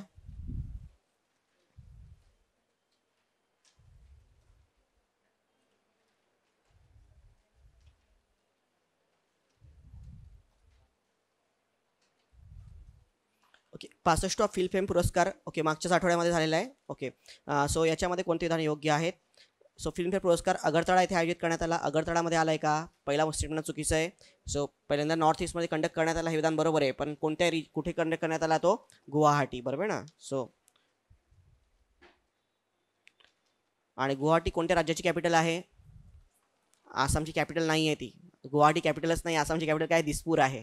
ओके. सो सो गुवाहाटी ही कोणत्या देशाची राज्य? सो तसं बघितलं दिसपूर पण काही नाही. दिसपूर म्हणजे एक रिजन आहे, जसं अहमदाबाद आणि गांधीनगर लिंकच आहे एकमेकाला, तसंच दिसपूर आणि गुवाहाटी लिंकच आहेत. ओके, पण in general Dispur is capital. So पहिलं विधान अविधान हे काय होणार? चुकीचं होईल. गलीबॉय या चित्रपटाला सर्वोत्कृष्ट चित्रपटाचा पुरस्कार देण्यात आला. सो हे विधान काय होणार? बरोबर होईल. ओके, हां. सो गलीबॉयला देण्यात आला ना. हां. सो रणवीर सिंगला अभिनेत्याचा पुरस्कार देण्यात आला. हे पण विधान काय आहे? बरोबर आहे. सो उत्तर काय ना तुमचं? पर्याय क्रमांक 2 ब आणि काय क. So 31 answer is what? Option number 2 ब आणि काय क. हां. देन 32 साहित्याचा नोबेल पॅट्रियन पुरस्कार ऑस्ट्रियन लेखक पीटर हँडके यांना देण्यात आला. ओके, सो विधान बरोबर आहे ना. सो म्हणजे इथं दिलेलंच आहे तुम्हाला. 2019 कोणाला दिला? पीटर हँडके. मग आपण त्यांना प्रश्न केले की त्यांचे मॅडम तिकडं. ओके, सो इन जनरल कोणती पुस्तकं त्यांनी लिहिलेली आहेत असं विचारलेलं आहे. असाच प्रश्न आला होता 2017ला. बघा 2017ला जपानीज ते ऑथर होते ना, ओयोशो काहीतरी ते होते त्यांचं, बरोबर. तर त्यांनी कोणती पुस्तकं लिहिलेली आहेत म्हणून मी तसाच फ्रेम केलेला. Okay, so in general offending the audience बरोबर आहे. हे विंग्स ऑफ डिझायर, सो हे बिंग झालं ते विंग्स आहे म्हणजे wings or bings. Okay, so wings of desire. Sorrow beyond the dreams हे पण बरोबर आहे. द अल्केमिस्ट फार फेमस पुस्तक आहे पण ते यांनी लिहिलेलं नाही. अगेन असेच एक नोबेल लॉरेट आहेत, त्यांचं नाव काय? पावलो कोएलो. ओके, सो ब्राझिलियन लेखक आहे. आणि द अल्केमिस्ट मराठीमध्ये पण फार चाललं हे पुस्तक. त्याचं नाव होतं किमयागार, बरोबर आहे ना. सो मराठीमध्ये किमयागारचं ट्रान्सलेशन आहे. The alchemist very. So Paulo Coelho म्हणून उत्तर काय येणार? बरोबर अ ब आणि काय क. दुसरी गोष्ट लक्षात ठेवा की यावर्षी 2018 तसं बघितलं दरवर्षी एकच नोबेल प्राइज जाहीर करण्यात येतं, पण यावर्षी 2018 आणि 2019 या 2 वर्षासाठीचं नोबेल पारितोषिक जाहीर करण्यात आलेलं आहे. याचं कारण काय? कारण सेक्शुअल अब्युजमेंटमध्ये 2017-18 मध्ये काही जी सिलेक्शन कमिटी होती नोबेलची ती अडकली होती सेक्शुअल हॅरॅसमेंट केसमध्ये, म्हणून 2018चा लिटरेचरचा नोबेल पारितोषिक रद्द करण्यात आला. त्यावर्षी डिक्लेअर करण्यात आला नाही, पण 2018 आणि 2019 या 2 वर्षाला इन जनरल नोबेल ते यावर्षी डिक्लेअर करण्यात आले. तो 2019चा ऑस्ट्रेलियन लेखकला देण्यात आला आणि 2018चा जो देण्यात आला तो कोणाला देण्यात आला? ओल्गा आहे ना, टोकाक्रूज ना काहीतरी होतं, ओल्गा टोकाक्रूज म्हणून आहे. सो ही कोणत्या देशाची आहे? हे ऑस्ट्रियाचे पीटर हँडके. ही कोणत्या देशाची आहे? पोलंड. ओके, सो पोलंडची आहे. सो 33 उत्तर करणार पर्याय क्रमांक 3. हां. 33 राजीव गांधी काय खरे आहे? 2019 मध्ये विराट कोहली व मीराबाई चानू यांना देण्यात आला नाही. 2018ला देण्यात आला होता त्यांना. ओके, सो पहिलं विधान काय आहे? चुकीचं आहे. सो 2019 कोणाला देण्यात आले? सो बजरंग पुनिया. ओके, आणि काय? दीपा मलिक. ओके, सो हे त्या 2019 आहेत. सो हे काय? 2018. हां, 1990 पासून झाली. 90 पासून झालेली नाही, कधी झालेली आहे? 1992 पासून झालेली आहे. सो 1992. आणि त्यावर्षी पहिला जो पुरस्कार आहे तो कोणाला देण्यात आलेला आहे? विश्वनाथन आनंदला देण्यात आलेला आहे 1992चा. हां, 4 वर्षे हे विधान काय? बरोबर आहे. हा सर्वोच्च पुरस्कार आहे, हे पण काय आहे? बरोबर आहे. सो 33 उत्तर करणार क आणि काय ड. पर्याय क्रमांक 2. हां. देन बिनचूक जोड्या निवडा. कोणती जोड्या? सरन्यायाधीश. आता आपल्याला माहिती आहे की 47वे सरन्यायाधीश म्हणून कोण आलेले आहेत? अरविंद बोबडे यांची नियुक्ती झालेली आहे. पण आपल्याला असं म्हणून 47 प्रत्येकाला माहितीच आहे, पण याच्या आधी कोणते होते तुम्हाला आता मी याची कोणती जोडी बरोबर आहे असं पण येऊ शकतं किंवा मॅच द पेअरमध्ये पण येऊ शकतं हे की क्रमांक आणि काय सरन्यायाधीश. तर हे सगळ्या ज्या जोड्या दिलेल्या आहेत आम्ही या सगळ्या करेक्ट आहेत. सो उत्तर करणार अ ब क ड ई. पण हे लर्न ठेवून घ्या की 42वे कोणते, 43वे कोणते, 44वे कोणते असं पण होऊ शकतं. हां. 35 NATO. Okay, so NATO in general हा जागतिक भागीदार म्हणून झाला आहे, बरोबर आहे. हे विधान पण काय? बरोबर आहे. अगेन इन जनरल हा काय? सो पहिला लॅटिन देश झालेला आहे. नाटोची स्थापना 1949 झाली नाही, कधी झाली? 1959ला नाही झाली, कधी झाली? 1949 झालेली आहे. 4 एप्रिल 1949. आणि याच्यामध्ये सध्या किती देश आहेत? 29 सदस्य देश आहेत. सो नाटो म्हणजे काय? North Atlantic Treaty Organization. हे एक मिलिटरी अलायन्स आहे. ओके, सो जसं सेकंड वर्ल्ड वॉर झाला त्यानंतर जग काय 2 भागामध्ये विखुरल्या गेलं. एक आहे कॅपिटलिस्ट कंट्री, भांडवलशाही देश जे अमेरिकेच्या आधिपत्याखाली अंडर एकत्र आले. मग त्यामध्ये कोण कोण होते? सो ब्रिटन आहे, USA एक आहे, फ्रान्स आहे, जर्मनी आहे. ओके, सो ह्या ज्या कंट्रीज आहेत ह्या एकत्र आल्यात आणि दुसऱ्या कंट्रीज आहेत त्या अंडर आल्यात कोणाच्या? रशियाच्या अंडर, बरोबर आहे. सो रशियाच्या अंडर त्यांचा जो पॅक झाला त्याला काय म्हणतात? सो त्यांची मिलिटरी अलायन्स बनली दुसरी एक जी कम्युनिस्ट कंट्रीज आहे ती आता कोसळली नंतर. सो त्याला काय म्हणतात? वार्सो पॅक्ट. त्याला काय म्हणतात? वार्सो. Again वार्सो is the capital of Poland. वार्सो कोणत्या देशाची कॅपिटल आहे? पोलंडची. सो ते वार्सोच्या अंडर ते एकत्र आल्यात. ती एक मिलिटरी अलायन्स आहे जी आजही काय आहे? कंटिन्यू आहे. सो ही जी मिलिटरी अलायन्स आहे ही आजही काय आहे? कंटिन्यू आहे. सो दॅट इज नाटो कंट्रीची मिलिटरी अलायन्स आहे. ओके, सो म्हणजे एका देशावर जर का हल्ला झाला तर ते सगळे देश त्याच्यावरती काय करतात? सो एकत्र येऊन हे करतायत, बरोबर आहे, सो अटॅक करायला तयार आहेत. So this are the countries. So इथे हे विधान काय होणार, चुकीचं होणार. अगेन नाटोचे मुख्य ब्रुसेल्स बेल्जियममध्ये, हे पण विधान काय बरोबर आहे. सो म्हणून उत्तर काय तुमचं 35चं 2 अ ब आणि ड हे काय योग्य आहेत. हां, नेक्स्ट, ILOची स्थापना 1919 मध्ये झाली, विधान बरोबर आहे. याची जिनेवामध्ये, हे पण विधान काय बरोबर आहे. अगेन 1965 त्याला भेटला नाही नोबेल, ते कधी भेटले 1969ला भेटलंय, हे चुकीचं आहे. आणि मार्क्स गॉड रायडर, हे पण विधान काय बरोबर आहे. सो अ ब आणि ड, अच्छा इथे हे झाली का, ओके. सो असं ऑप्शन आहे अ ब ड पाहिजे हे, ठीक आहे. We will cancel this question, आपण कॅन्सल करूया प्रश्नाला, ठीक आहे. अ ब ड पाहिजे, पण त्याला करेक्ट करून घ्या. So A B N D.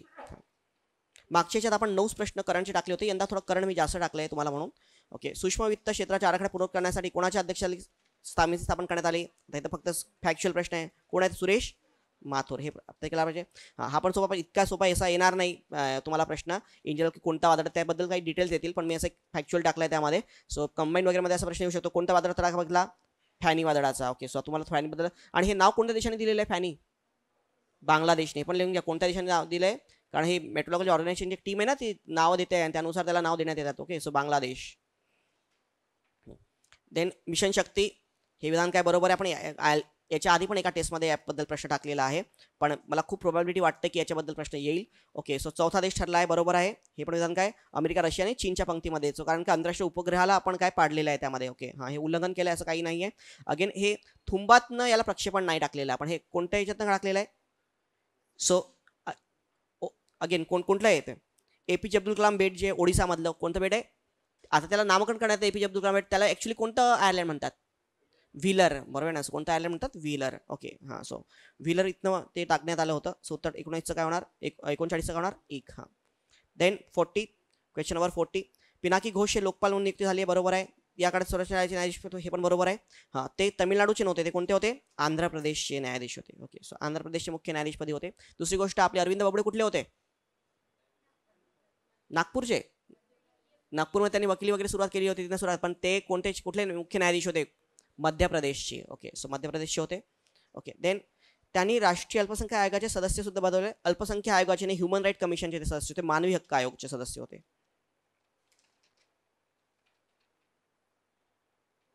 Okay. So 40 अ आणि ब. अगेन फॅक्च्युअल, टशीगंगा हे जगातील सर्वात उंचीवर मतदान केंद्र ठरले असून ते कोणत्या राज्यात आहे. So Himachal Pradesh, correct. So कोणत्या राज्यामध्ये आहे ते, हिमाचल प्रदेशमध्ये आहे, ओके. हां, देन यशवंतराव चव्हाण मुक्त विद्यार्थी देण्यात कुसुमाग्रज राष्ट्रीय साहित्य पुरस्कार, ओके. सो कोणाला देण्यात आला, ओके. सो वेदराही हे फिल्म डायरेक्टर सुद्धा आहेत, स्क्रिप्ट रायटर सुद्धा आहेत. कोणत्या राज्यातले आहेत वेदराही, महाराष्ट्रातलेच आहेत. आता YCMOU आहे वगैरे म्हणून महाराष्ट्रातला देण्यात येईल असं नका घेऊ, हा देशातल्या कोणालाही व्यक्तीला देण्यात येतो, ओके. सो कोणत्या राज्यातले वेदराही, वेदराही तर जम्मू अँड काश्मीरमधले आहेत, लक्षात ठेवा. So Jammu and Kashmir, okay. So Vedrahi is from Jammu काश्मीरमधले आहेत, ओके. आणि यांना साहित्य अकादमी सुद्धा आधी देण्यात आलेला आहे, ओके. साहित्य अकादमी पुरस्काराने सुद्धा हे सन्मानित करण्यात आलेला आहे, ओके. देन 43, कंदमाळ हळदीला GI टॅग केंद्र, बरोबर आहे. हे दक्षिण आंध्र प्रदेशच्या भागात आढळते ही हळद, हे चुकीचं आहे, कारण कंदमाल तुम्हाला माहिती आहे, कंदमाल कुठे आहे, ओडिशामध्ये आहे, बरोबर आहे. कंदमाल रायोट्स, कंदमाल दंगल जी झाली होती वाजपेयी गव्हर्नमेंटच्या काळात, तेव्हा इन जनरल तुम्हाला आठवत आहे तुम्हाला, ओके. आणि आता पण जेव्हा ती सारंगी ना, प्रताप सारंगी, त्यांना मंत्रिपद देण्यात आलं होतं, बरोबर आहे, तेव्हा काही त्यांचे जे अपोजिटर आहेत त्यांनी डिमांड केली होती की नाही हे त्या राईटमध्ये काय होते शामिल होतं, त्यांच्यावर आरोप केला होता म्हणून यांना हे प्रताप सारंगी खूप न्यूजमध्ये होते ना की एक सामान्य माणूस खासदार झाला आणि नंतर मंत्री झाला. सो प्रताप सारंगींच्या अगेन्स्ट काही लोकांनी हे केलं होतं की त्या रायटमध्ये कंदमाल रायट्स जे आहेत त्यामध्ये फार भारताची इमेज काय झाली होती, डॅमेज झाली होती. तर ख्रिश्चन मिशनरी जे आहेत जे धर्मांतर करतात त्याच्या अगेन्स्ट काही लोकांनी काय केलं होतं, आंदोलन करून नंतर त्या फादर वगैरेला आणि त्यांच्या मुलांना काय केलं होतं, जाळलं होतं. सो कंदमाल दंगे झाले होते ते कुठे झाले होते, आणि त्यानंतरच चेंज झाला की इन जनरल नवीन पटनायक जे आहेत, बरोबर ना. सो नवीन पटनायक यांनी त्याच्या आधी काय होती, ओरिसामध्ये BJP आणि काय होती, बिजू जनता दलची अलायन्स होती आणि ते सत्तेत होते, त्यानंतर त्यांनी आपली अलायन्स तोडली होती, okay. So in general Kandhamal, so that is in Orissa. So बरोबर आणि काय ब चूक. 43. 44, मित्रशक्ती हा लष्करी सराव कोणत्या 2 देशामध्ये झालेला आहे, भारत आणि काय Sri Lanka. So answer option number 3. हां, देन इन्फोसिसचे नारायण यांची जावी ऋषी सूचक, हे सुनक काय पाहिजे, सूचक नाही ऋषिक सुनक, ओके. सो सुनक यांची नुकतीच ब्रिटनच्या अर्थमंत्रीपदी निवड झालेली आहे, बरोबर आहे, ओके. आता रिसेंटमध्येच न्यूजमध्ये होते ना, सो ब्रिटनच्या अर्थमंत्रीपदी, ओके. सो त्याच्या आधी पाकिस्तानचे ते हे होते, काय ते त्यांचं नाव होतं, बरोबर, सलीम काहीतरी होतं ना. सो ते होते पाकिस्तानी वंशाचे, आता हे भारतीय वंशाचे ऋषी सुनक आहेत, ओके. याची निवड झाली, त्यांची कोणती विधान आहेत, ते रिचमधून खासदार आहे, बरोबर आहे विधान, येस, त्यांना 2018 बिहारचा निवासी मंत्री करण्यात आले, हे पण काय बरोबर आहे. तर जन्म चंदीगड येथे झाला नाही, चंदीगडमध्ये झालेला नाही. जरी ते पंजाबी फॅमिलीतले आहेत, त्यांची फॅमिली होती पंजाबमधली. ओके, पण त्यांचा जन्म कुठे आहे, तो ब्रिटनमधलाच आहे. ओके, सो त्यांचा जन्म तिथे दिलेला आहे. मी तुम्हाला कुठला जन्म आहे त्यांचा, सो न्यू हॅम्पशायरमधला जन्म आहे त्यांचा. ओके, सो त्यांचा जन्म कुठे आहे, हॅम्पशायरमधल्या साऊथ हॅम्प्टनमधला आहे. ओके, सो तिथला त्यांचा जन्म आहे सुनक. ओके, आणि त्यांनी ऑक्सफर्ड विद्यापीठातून तत्वज्ञान राजकारण, ओके, सो ऑक्सफर्ड विद्यापीठ आहे, त्यातनं कुठल्या कुठल्या याच्यातून त्यांनी केलेलं आहे, सो तत्वज्ञान राजकारण आणि अर्थशास्त्र यात उच्च शिक्षण घेतलेलं आहे. हे सुद्धा विधान काय आहे, बरोबर आहे. ओके, सो सध्या त्यात ती लिस्ट बघून घ्या. ब्रिटनच्या इन जनरल बोरिस जॉन्सनच्या कॅबिनेट मंत्रिमंडळात 3 लोक आहेत. एक ती पटेल म्हणून आहे ना, कोणतरी पटेल, प्रीती पटेल. येस, प्रीती पटेल आहे. त्यानंतर सुनक आहेत आणि आणखी एक कोणी शर्मा म्हणून आहेत. ओके, ते यूपीचे आहेत. सो 3 भारतीय आहेत आणि त्यांच्याकडे कोणता बिझनेस काहीतरी व्यापार संबंधाचा डिपार्टमेंट आहे. पटेलकडे मला वाटतं कोणतं खातं आहे, कॉमर्स की गृह खातं आहे पटेलकडे, गृह खातं आहे ना. सो एकदा ते बघून घ्याल कोणते कोणते भारतीय वंशाचे आहेत, त्यांच्यावरती एखादा प्रश्न येऊ शकतो. ओके, सो 3 लोक आता बोरिस जॉन्सनच्या गव्हर्नमेंटमध्ये काय आहेत, भारतीय आहेत. ओके, हां, सो म्हणून उत्तर करणार अ, ब आणि काय ड, पर्याय क्रमांक 3. डॉक्टर बाबासाहेब आंबेडकर यांच्या संबंधित नवी पर्यटन गाडी सुरू करण्यात आलेली आहे. त्याच्या एक्सप्रेसचं नाव काय, नागपूरवरनं सुरू करण्यात आलेली आहे, त्याचं नाव काय, समानता एक्सप्रेस. आणि रामदास आठवले केंद्रीय मंत्री जे आहेत त्यांनी याची काय केली होतं, सो सुरुवात केली होती. ओके, मग आमसभा युनेस्कोने 2000 हे वर्ष कोणते वर्ष म्हणून जाहीर करण्यात आलेला निर्णय घेतला होता, आवर्त सारणीचे आंतरराष्ट्रीय वर्ष. कारण आवर्त सारणी जी आहे त्याला ते मेंडेलिव्हनी चालू केली ना, मेंडेलिव्हची आवर्त सारणी, त्याला 150 वर्ष पूर्ण झाले होते आणि त्याची मेमरी म्हणून, कारण त्यांनी अख्खं म्हणतात की रसायनशास्त्र जग बदललं त्यामुळं. सो त्याला 150 वर्ष झाले होते मेंडेलिव्हच्या रसायनशास्त्र त्याच्यासाठी. सो पिरियडिक टेबल म्हणतो ना आपण त्याला, पिरियॉडिक टेबल, त्या पिरियडिक 150 वर्ष झाले म्हणून त्याच्या संदर्भामध्ये 2019 जे वर्ष होतं ते आवर्त सारणी ते आंतरराष्ट्रीय वर्ष म्हणून असं डिक्लेअर केलं होतं. Okay, so now will come to the part of economics. भारतीय अर्थव्यवस्थेतील कृषी क्षेत्राबद्दल काही माहिती दिली आहे, तर खरी काय, तो उद्योग सेवा क्षेत्रात मोठा विकास झालेला असता, कृषी क्षेत्रातील एक मर्यादित घटक म्हणून कार्य करते. लिमिटिंग फॅक्टर बरोबर आहे विधान. हां, मध्ये GAV मध्ये कृषी संलग्न क्षेत्राचा हिस्सा 17.1% होता, बरोबर आहे विधान. ओके, आणि आणखी काही संरचना बदल प्रदर्शित करतो, GDP आणि विकासाने आता घटता सर्व बदल प्रदर्शित करतो, हे पण विधान काय बरोबर आहे. उद्योग सेवा क्षेत्राच्या विकासाबरोबर कृषी क्षेत्र अवलंबित वाढत आहे का भारतामध्ये, ओव्हरऑल. सो उलट कृषी क्षेत्राचं महत्त्व काय होतं आता, कमी होते. आणि जगाचा नियम आहे कोणत्या पण इकॉनॉमीमध्ये सेवा क्षेत्र आणि इंडस्ट्रियलचं जेव्हा इकॉनॉमी डेव्हलप होते तेव्हा त्याचं महत्त्व वाढत जातं आणि कृषी क्षेत्राचं महत्त्व काय होत जातं, कमी होत जातं, बरोबर आहे.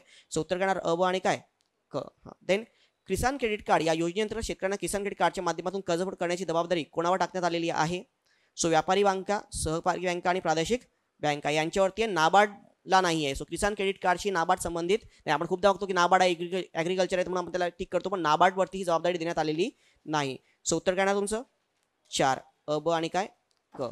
देन 50 कोणते विधान चुकीचे आहे. ओके, सो महालक्ष्मी यांनी कलकत्ता येथे सांखी स्थापन केली, बरोबर आहे विधान. ओके, महालक्ष्मी कमी हे तर बरोबर आहे. हां, येस, सांखी स्थापन केलेली आहे. All 4 statements are correct. So कोणतं विधान चुकीचं नाही आहे, उत्तर करणार पर्याय क्रमांक 4 होईल. Okay, so 54. हां, देन 51 मानवी प्रगती उद्देश आर्थिक वृद्धी हे महत्त्वाचे माध्यम आहे. So that is economic growth हे काय महत्त्वाचे माध्यम आहे. ओके, आणि मग त्याच्यामध्ये कारण आपल्या तुमच्या याच्यामध्ये या टेस्टमध्ये मी थोडं ना इकॉनॉमिक्स आणि डेव्हलपमेंटचे प्रश्न खूप जास्त टाकले, कारण तुमच्या डायरेक्ट मेन्शन केलेलं आहे ना. आणि मी तुम्हाला मागच्या पण सांगितलं होतं की देसले सरांचं ते डेव्हलपमेंटचं पुस्तक आहे भाग 2, ते नक्की आठवणीने वाचून घ्या प्रीच्या अनुषंगानं, कारण आयोग मेन्शन करतो काय आपल्याला फक्त कोर इकॉनॉमिक्स मेन्शन नाही आहे. ओके, सो आपण सहसा कशात गुंतलेलो असतो, बजेट सेशन अटेंड करण्यामध्ये, बजेट इकॉनॉमिक सर्वे, पण इकॉनॉमिक सर्वे वगैरे ते मेन्सचा पार्ट येतो जास्त. प्रीमध्ये येतो का बजेट इकॉनॉमिक सर्वेवरती. ओके, सो तुम्ही तर लक्षात ठेवा. सो डेव्हलपमेंटल इकॉनॉमिक्स आहे म्हणून याच्यामध्ये तुम्ही बघा खूपसे इंडेक्स वगैरे हे ते गव्हर्नमेंटच्या स्कीम्स वगैरे याच्यावरती जास्त फोकस करून ठेवा. हां, मग त्यामध्ये विकासाचे आर्थिक निर्देशांक यामध्ये कशाचा समावेश होतो, सो उत्पन्न आणि संपत्ती समानता व विषमता, बरोबर आहे. हां, दारिद्र्याचा स्तर हे पण होतं, बरोबर आहे. सो याच्यामध्ये आर्थिक वृद्धी इकॉनॉमिक ग्रोथ आहे. लोकसंख्या दर हा इकॉनॉमिक ग्रोथशी डायरेक्टली संबंधित आहे का, नाही. ओके, अगेन हे एज्युकेशनल हे आपण इकॉनॉमिक ग्रोथशी संबंधित आहे का, हा ह्युमन डेव्हलप हे जे फॅक्टर्स आहेत हे कशामध्ये येतात, सो एज्युकेशन वगैरे ह्युमन डेव्हलपमेंट इंडेक्समध्ये येतात, हे ह्युमन डेव्हलपमेंटशी संबंधित आहेत. पण आर्थिक वृद्धीशी शिक्षणविषयक निर्देशांक जो आहे तो थेट संबंधित नाही, हा इनडायरेक्टली इफेक्टेड पण हा थेट संबंधित नाही आहे. सो म्हणून तुमचं उत्तर करणार पर्याय क्रमांक 4. ओके, सो 51चं उत्तर करणार ऑप्शन नंबर 4 येईल. ओके, सो इथे लक्षात घ्या आर्थिक वृद्धी म्हटलं त्यांनी. ओके, त्यांनी ह्युमन डेव्हलपमेंट नाही म्हटलंय. ओके, सो म्हणून उत्तर करणार अ आणि ब. 52 बघा, हा WTOच्या मानकानुसार या पेट्या आहेत, तुम्हाला प्रत्येकाला पाठच असतील या पेट्या, बरोबर आहे. So this is green box. Green box म्हणजे काय, सो याच्यामध्ये शेतकऱ्यांना काय देण्यात आलेले आहे, सो अलाउड आहे. ओके, सो काय होणार, कमीत कमी व्यापारावर प्रभाव पाडणारे काय मदतीचा काय असतो समावेश होतो, बरोबर आहे. हां, सो हिरवी. ओके, मग त्याच्यामध्ये तुम्हाला लिस्ट दिलेली आहे कृषी पुरवठ्यासाठी, पर्यावरण संरक्षण, प्रादेशिक विकास, पीक विमा वगैरे ह्या ज्या गोष्टी आहेत, बरोबर आहे ना. हां, सो याचा समावेश होतो. सो अचं उत्तर काय होणार 2. So A is what 2. हां देन नारंगी पेटी. नारंगी पेटी यालाच काय म्हणतो आपण इंग्लिशमध्ये कुठला बॉक्स म्हणतात त्याला ऑरेंज बॉक्स. सो काय म्हणतात this known as amber box. Orange box नाही काय म्हणतात अंबर बॉक्स. ओके हां so amber box that is what यामध्ये अप्रत्यक्ष मदतीचा समावेश होतो बरोबर ना. सो शेतकऱ्यांना अधिक उत्पादन देण्यासाठी प्रोत्साहन देते म्हणजे सबसिडीज याला आपण म्हणूया. याच्यामध्ये काय असतं अंबर बॉक्समध्ये सबसिडीज वगैरे जे असतात ॲग्रिकल्चरच्या ते अंबर बॉक्समध्ये येतात ना. हां देन अगेन निळी पेटी उत्पन्न मर्यादित करण्यासाठी देण्यात आलेली प्रत्यक्ष मदत असते. येस सो मग म्हणून उत्तर काय तुमचं पर्याय क्रमांक 3. That's the answer option number 3. Next प्रादेशिक ग्रामीण बँकांची okay so regional development banks वगैरे जे असतात त्यांची कार्य दिलेली आहेत तर त्याच्यामध्ये कोणतं विधान चुकीचं आहे. हां बँकिंग सवय लावून त्यांच्याकडे बचती गोळा करणे बरोबर आहे. हां व्यापार आणि वाणिज्याचा विकास घडून आणून रोजगार संधीचा विस्तार करणे हे पण बरोबर आहे. करून असमतोल दूर करणे हे पण काय हे सगळे त्याची काय आहेत उद्दिष्ट आहेत. पण जिल्ह्याची पत गरज ठरवणे हे याच्यामध्ये येत नाही. प्रादेशिक ग्रामीण बँकेचं काम येत नाही. हे तर lead bank so that is known as lead bank scheme जी होती ना सो त्याच्यामध्ये ते येतं. Okay so this is the part of the lead bank scheme. Okay so म्हणून 53चं उत्तर काय येणार मग त्याच्यामध्ये. आणखी तुम्हाला मी आणखी डिटेल दिलेलेच आहेत कारण आपल्याला थोडा डिस्कशनला वेळ कमी असतो याच्यामध्ये नंतर तुमचा पेपर पण असतो म्हणून आम्ही जास्त प्रयत्न करतो की तुम्हाला डिस्कशन डिटेल विश्लेषण पण द्यावं. तर तिथे बघा विश्लेषण 53चं पण तुम्हाला डिटेल विश्लेषण दिलेलं आहे की काय काय अग्रणी बँकांचे काय आहेत कार्य आहेत. सो अग्रणी बँक स्कीम्स आणि लीड बँक स्कीम या दोन्ही पण काय आहेत भिन्न आहेत. हे पत ठरवणं वगैरे जी पतची गरज ठरवणं फायनान्स किती गरज आहे वगैरे हे कोणाचं काम आहे हे लीड बँक स्कीमचं काम आहे. ओके सो उत्तर काय येणार येतात कोणतं चुकीचं विधान सांगितलं तर उत्तर काय पर्याय क्रमांक 4. Then 54 match the pair. चौथी योजना ओके सो चौथी योजना काय आहे स्थैर्याचा आर्थिक वाढ. येस सो ही 7वी योजना सो 7 अगेन 7th अन्न रोजगार व काय उत्पादकता. हां 8वी योजना मानवी विकास ह्युमन डेव्हलपमेंट आणि 9वी योजना सामाजिक न्याय आणि समानतेसह आर्थिक वाढ. ओके हां सो अगेन 11व्या योजनेचं काय होतं 11वी योजना 11 5 year plans faster and inclusive growth बरोबर आहे ना. हां आणि मग 12वी योजनेचं काय होतं मोर faster more sustainable and more inclusive. त्यांनी मोर ॲड करत गेला त्याच्यामध्ये. आणि मला वाटतं सस्टेनेबल ग्रोथ हा शब्द होता का 11व्यामध्ये होता नव्हता ना. हां सो फास्टर आणि इन्क्लुझिव्ह होता. आता इथे फास्टर आणि sustainable and inclusive so more faster more sustainable and more inclusive. Okay so more शब्द पण आणि त्यांनी त्याच्यामध्ये मोर शब्द पण काय केला ॲड केलेला आहे. ओके हां सो मग आता नीती आयोगने जवळपास काय केलेलं आता याला रिप्लेसेस करण्याचं काम केलेलं आहे. सो नीती आयोग आता वर्क करते त्याच्यामध्ये. ओके 5 year प्लॅन्सच्या ऐवजी हां पण तो आपल्या डेव्हलपमेंटमध्ये हा प्रश्न येऊ शकतो. 54चं उत्तर करणार पर्याय क्रमांक 1. हां हार्वे लायबेन्स्टन यांनी 1963मध्ये लोकसंख्या सिद्धांत मांडला. त्यांच्या म्हणण्यानुसार काय होतं ओके सो त्याचं म्हणणं काय जसं जसं उत्पन्न कमी होतं तशी काय होते लोकसंख्या वाढते. तर लायबेन्स्टन काय म्हणतात की गरिबाचा एक विचार असतो की मोर व्यक्ती जे जास्त असतील तर जास्त काय असतील हात असतील बरोबर ना. सो मोर पर्सन मोर हँड कारण पैसे कमी आहेत माताला काय पाहिजे पैसे पाहिजे. मग पैसे पाहिजेत काय पाहिजे त्यासाठी पैसे घेण्यासाठी हात पाहिजे काम करण्यासाठी वगैरे. सो मोर हँड मोर इन्कम. पण ते हे विचार करते की with 2 hands there is 1 stomach also. Okay so in general so with the 2 hands there is also एक पोट पण असतं त्याचा ते विचार करतात. त्यांना फक्त इन्कम येतं इन्कम तेवढं जास्त आपल्याला काय पोट जास्त आपल्याला काय रिसोर्सेस लागतील ना. ओके सो उत्तर पर्याय क्रमांक 1. हां देन सो 18 ते 35 वर्ष वयोगटामध्ये ग्रामीण तरुणांना आर्थिक स्रोत उभारता यावेत यासाठी मूलभूत तांत्रिक व व्यवसाय कौशल्य पुरवणारी कोणती योजना 15 ऑगस्ट 1979 रोजी सुरू करण्यात आली. So this known as a TRYSEM. Okay so TRYSEM is a training for the rural youth for self employment. Okay so so training of rural youth for a self employment ही योजना त्याच्यामध्ये काय करण्यात आली सुरू करण्यात आलेली आहे. ओके हां सो उत्तर पर्याय क्रमांक 1. हां 57 शाश्वत विकासांचे लक्ष डेव्हलपमेंट गोल होत नाही यात कोणतं लक्ष सस्टेनेबल डेव्हलपमेंट गोलचा हा पार्ट नाही आहे शाश्वत विकास उद्दिष्टांचा. ओके सो मिलेनियम डेव्हलपमेंट गोलमध्ये तो होता. सो भुकेन पीडित लोकांचे निम्म्याने कमी करणे.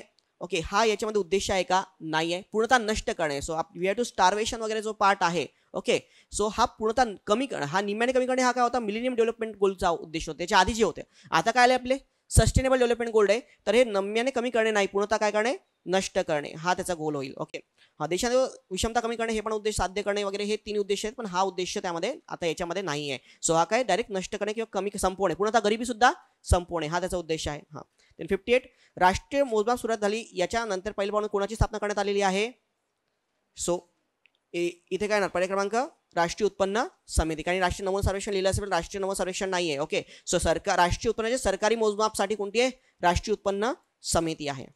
पत नियंत्रण चलवाढ नियंत्रण करण्यासाठी कोणता बदल करता येणार नाही. आपल्याला काय करायचं आहे, पतनियंत्रण करायचं आहे, म्हणजे महागाई वाढायचे, महागाई काय करायची आपल्याला, कंट्रोल करायची आहे. सो कोणता बदल करता येणार नाही, करांच्या दरात कपात करणे. जर तुम्ही करांच्या दरात कपात केली तर लोक पैसे ठेवतील का बँकांमध्ये, नाही. अगेन कर्ज जास्त उचलतील, कारण स्वस्तात कर्ज भेटतंय, तर उलट त्याच्यामुळे काय होणार, पैसा वाढणार, तर पैसा पतनियंत्रण होईल का त्याच्यामुळे, पतनियंत्रण होणार नाही. हा, रेपो दरात वाढ केली तर मग काय होणार, सो इंटरेस्ट रेट वाढणार.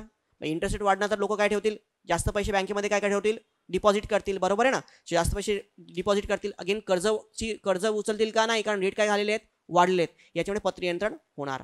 अगेन बँक रेट सुद्धा वाढणार, तर काय होणार, कर्जाची किंमत काय होणार, वाढणार. ओके. हां, खुल्या बाजारात कर्ज विक्री करली तर मग काय, so in general government bonds येतील त्याच्यामध्ये, ओके, बॉन्ड येतील, तर मग काय, सरकार त्यांना बॉन्ड विकणार आणि लोकांचे पैसे कोणाकडे येतील, सरकारकडे, म्हणजे पैसा काय होणार, कमी होणार. सो ब, क आणि ड हे होणार, पण प्रश्न काय आहे, करता येणार नाही. सो कोणता करता येणार नाही, करता येणार नाही. करेक्ट. सो करता येणार नाही. सूत्र पर्याय क्रमांक 2. किती लोकांचं बरोबर आलं होतं हे, ओके. 1060. राष्ट्रीय विमा प्रबोधिनी कुठे आहे, पुण्यामध्येच आहे ना. राष्ट्रीय विमा प्रबोधिनी कुठे आहे, पुण्यामध्ये, मला शिवाजीनगरलाच आहे, नाही कुठे, नाही माहित. ओके.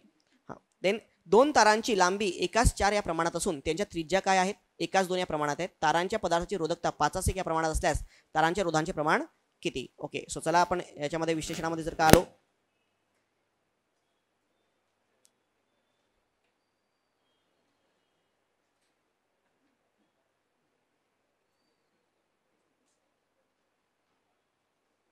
ओके. हां, 61 बघा. हां, लेंथ जे आहेत, okay. So L1 and L2 the ratio is what, 1/4. Okay. हां, देन नेक्स्ट काय दिले तुम्हाला तिथे, R1 अँड L2 रेजिस्टन्सचा रेशो काय आहे, 1/2 आहे. ओके. सो लेंथचा रेशो हा आहे 1/4, 1/2 आहे. हां, सो रोधकताचा रेशो काय, सो 5/1, 5/1 म्हणजेच काय 5. आणि मग आपल्याला रेजिस्टन्सचा रेशो काढायचा आहे, R1/R2 काढायचा आहे, बरोबर आहे. हां, मग रेजिस्टन्स म्हणजे काय, रो L/A. हां, मग row L/A, so L/A. Area म्हणजे काय, πr². रेजिस्टन्सचा वर्ग ना, πr² हा काय असतो, एरिया असतो, एरिया ऑफ क्रॉस सेक्शन, बरोबर आहे ना. So πr². So R1 rho L1 πr1², rho L2 R2 is what, R2². याला घ्या, सो R1/R2 करा, मग त्याच्यामध्ये काय होणार, पाय कॅन्सल होऊन जाईल, बरोबर आहे. Rho 1 and rho 2, okay. So rho 1 rho 2 राहतील. सो रो 1 रो 2 याचा रेशो काय, 5/5. L1/L2 काय 1/4 आणि R1 आणि R2 याचा काय 2/1 आणि याचा वर्ग आहे. तो आरचा रेजिस्टन्सचा वर्ग आहे ना. ओके. हां, सो अगेन त्याचा वर्ग जर आपण केला मग काय होणार उत्तर, सो काय होणार प्रश्न, 5 होईल. हां, इथे मला वाटतं R2/R1 होईल ना, R2/R1. सो R2 काय होणार,